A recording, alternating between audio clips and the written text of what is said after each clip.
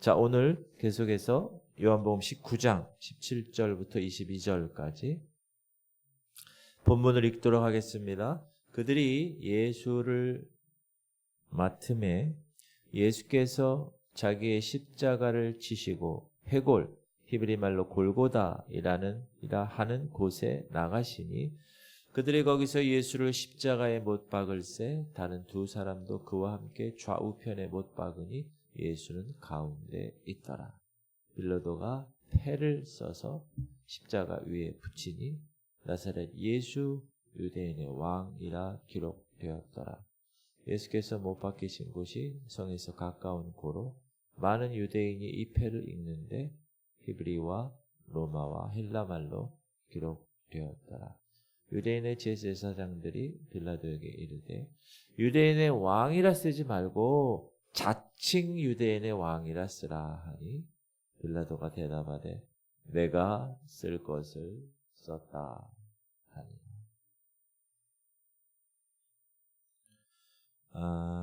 지금 빌라도 총독은 어쩔 수 없이 예수님을 십자가에 못 박는 판결을 내렸고 그를 십자가에 못 박을 때 그 십자가 위에 패를 써 붙여 놓았다고 말합니다. 이 패는 죄인들이 자신들의 죄목을 가리키고 있었을 때 자기 죄가 뭔지 알려주는 그런 패. 제가 군 생활을 공군을 나왔습니다. 근데 제가 제 특기 항공기 기체 정비 특기를 받기 전에 1년간 헌병 생활을 했습니다. 원래 제 특기가 아닌데 그때 헌병이 많이 필요해서 일시적으로 이렇게 헌병을 했어요. 그런데 그 헌병에 그래서 이제 쫄병대, 헌병대에 들어가게 됐어요. 근데 이제 헌병대 들어가다 보면 헌병대 자체에 감옥이 있어요. 그 비행단 내 자체 감옥이 있어. 헌병들이 감독하는 감옥이. 여러분 안 가보셨죠? 일반적인 감옥하고 비슷한데 군 감옥이니까 좀 아무래도 힘들죠. 거기를 이제 데려가더라고요. 이 쫄병들이 왔다고 헌병대 애들이 갔는데 점호가 있어요. 점호 뭔지 아시죠? 뭐 인원 몇 명, 몇 명 해가지고 다 보고하는. 제가 인상 깊었던 게 뭐냐면 점호할 때 이 감옥에 있는 군인들이죠. 죄를 범해서 감옥에 있는 애들이에요. 걔네들이 자기들의 죄명을 복창하고 점호를 받더라.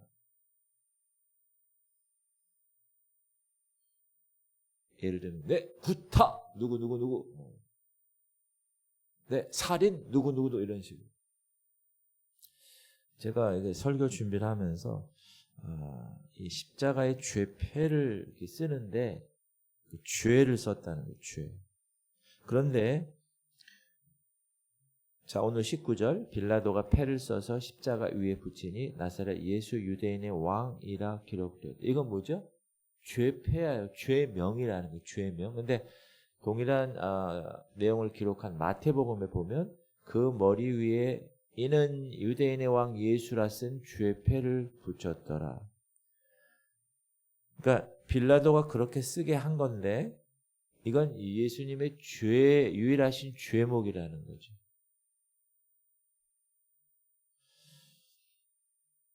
예수님은 유대인의 왕 예수라는 본인이 그렇게 얘기했고 또 그렇게 그 죄로 인하여 죽게 되었다는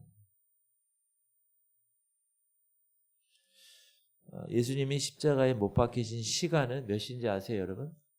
유대인의 시간으로 제3시예요. 우리가 이제 시간 하는 개념으로는 오전 9시에 십자가에 달리시고 12시에 세상이 어두워지고 3시에 최종적으로 돌아가십니다.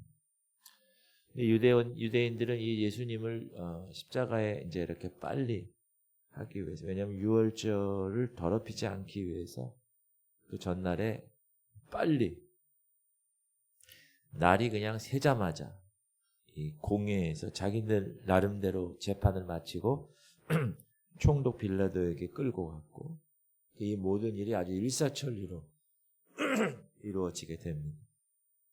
그래서 아침 6시에 빌라도에게 사형 언도를 받고 골고다까지 이제 오전에 올라가서 9시경에 십자가에 못 박힌 거예요.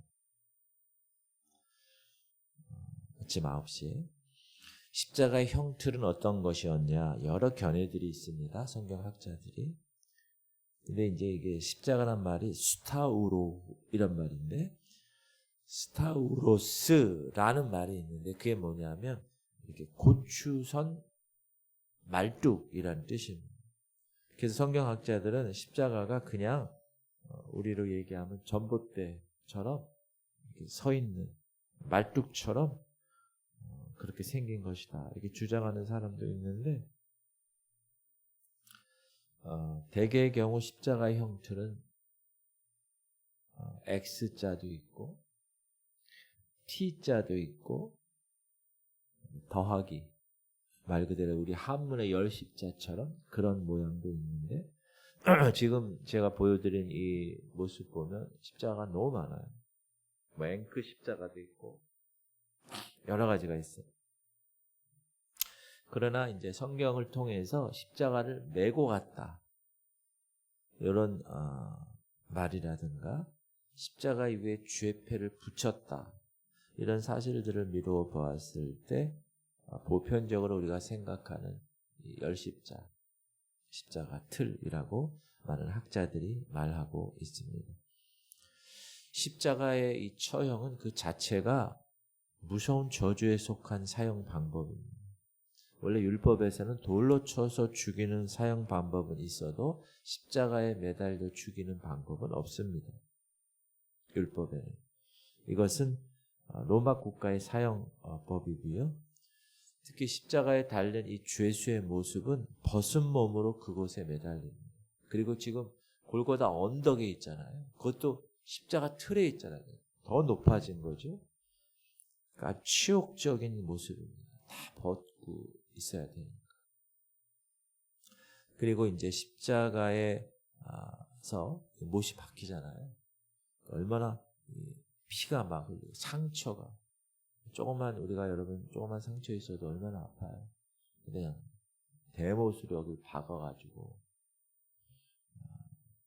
그 상처로 인한 심한 고통을 견뎌내기가 너무 어려워요. 그래서 신포도주를 먹이는 그런 일까지 있는.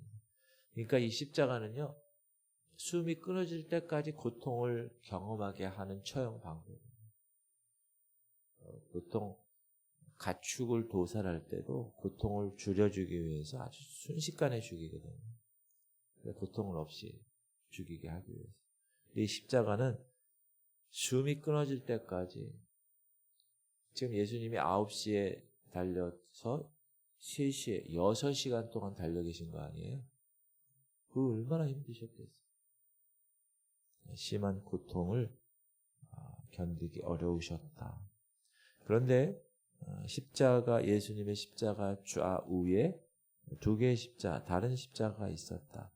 그들이 예수를 맡으며 예수께서 자기의 십자가를 지시고 해골이라 하는 곳에 나가시니 그들이 거기서 예수를 십자가에 못 박을새 다른 2 사람도 그와 함께 좌우편에 못 박으니 예수는 가운데 있더라. 다른 2 사람의 십자가.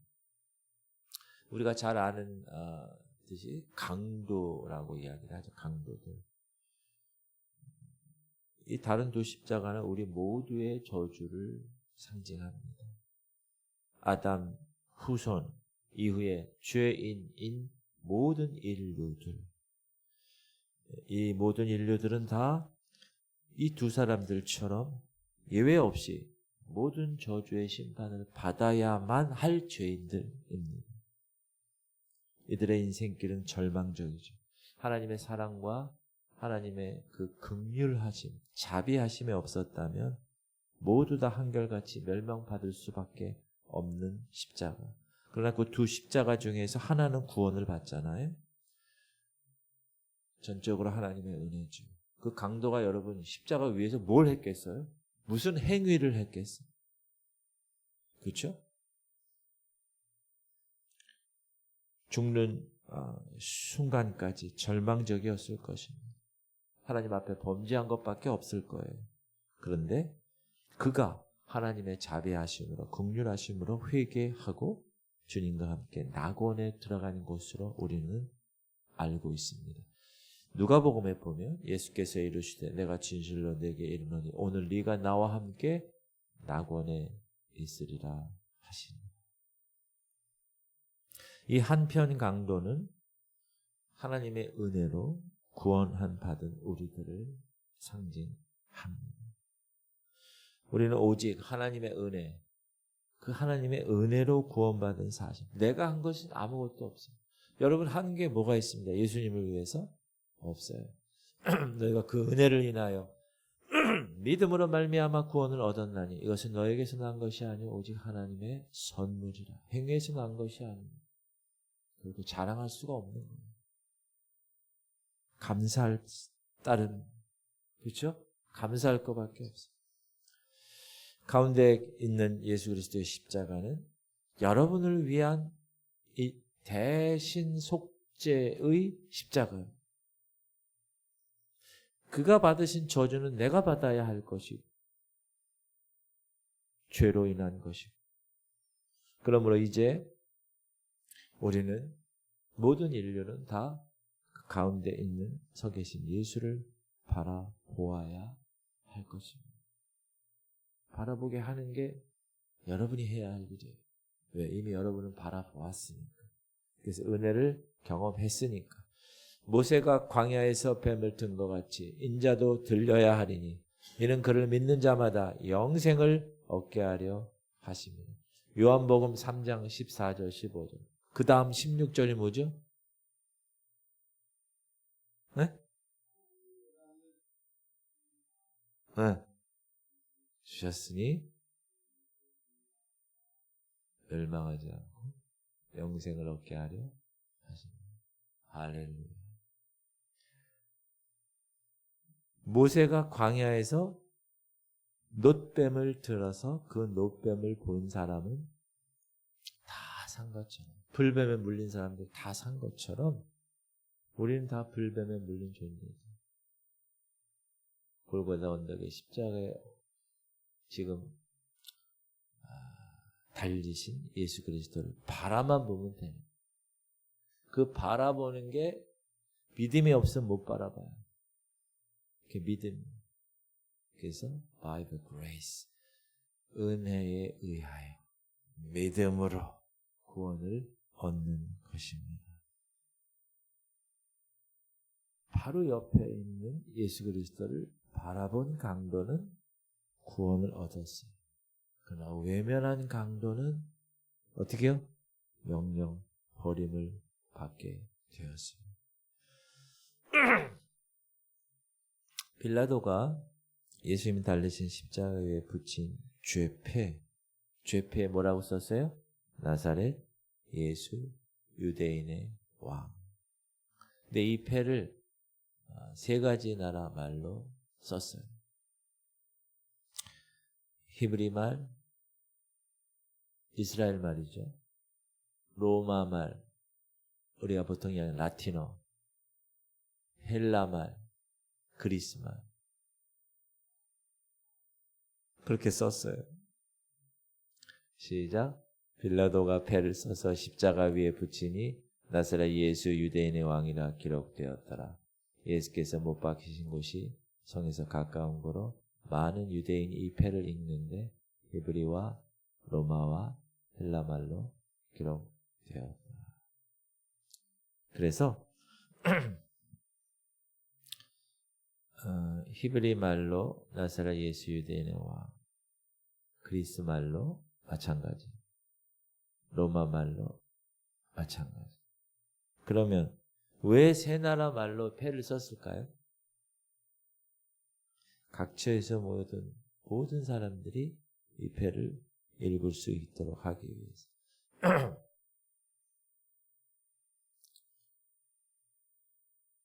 이렇게 신성 모독하면 이렇게 된다 이거. 그걸 알아라. 근데 이 패로 인해서 유대인들이 빌라도 총독에게 뭐라고 항의했다고요? 아니 자칭이라는 말을 좀 쓰세요. 자칭 유대인의 왕이라고 쓰세요. 예수님이 그렇게 얘기하셨습니다.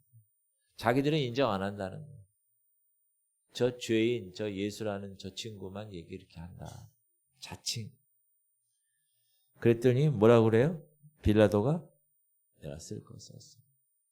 유대인의 제사장들이 빌라도에게 이르되 유대인의 왕이라 쓰지 말고 자칭 유대인의 왕이라 쓰라 하니 빌라도가 대답하되 내가 쓸 것을 썼다 하니라. 예수님의 십자가 위의 패는 그 글에 나타난 뜻대로 이루어지죠.